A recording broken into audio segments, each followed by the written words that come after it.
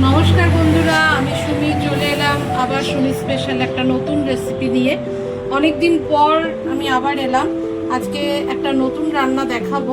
যদিও এই রান্নাটা খুবই পরিচিত অনেকের কাছেই, তবু আমি আজকে একটু অন্যভাবে করব। তো এটা করার জন্যে আমি প্রথমে নিয়েছি কাতলা মাছ, পেটির দিকটাই নিয়েছি যেহেতু বেশি ভালো লাগে। আর নিয়েছি একটু টক দই, অল্প করে সর্ষে পোস্ত বাটা, ক্যাপসিকাম, টমেটো, পেঁয়াজ, কাঁচা লঙ্কা।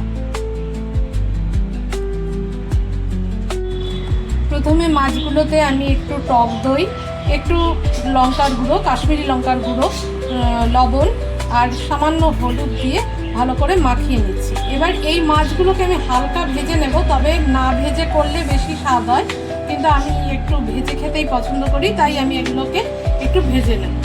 কড়াইয়ে তেলটা গরম হয়ে গেছে, এবার আমি মাছগুলোকে হালকা ভেজে তুলে নেব। এখন হালকা করে ভাজা হয়ে গেছে, এবার আমি মাছগুলোকে কড়াই থেকে তুলে নেব। এবার ওই তেলটার মধ্যেই আমি এইগুলোকে পেঁয়াজ, ক্যাপসিকাম আর টমেটো কুচিটাকে হালকা করে ভেজে নেব। মাছগুলোর মধ্যে ভালো করে মশলাগুলো মাখিয়ে নিলাম।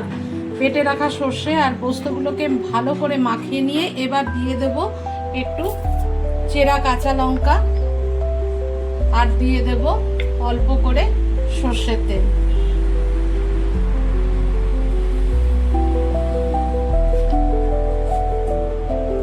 এবার বেটে রাখা মশলা মানে সর্ষে আর পোস্ত বাটাটা ভালো করে মাখিয়ে নিয়ে মাছগুলোকে আমি একটা টিফিন কৌটোয় সাজিয়ে নিয়েছি। উপর থেকে দিয়ে দিয়েছি কিছুটা কাঁচা তেল।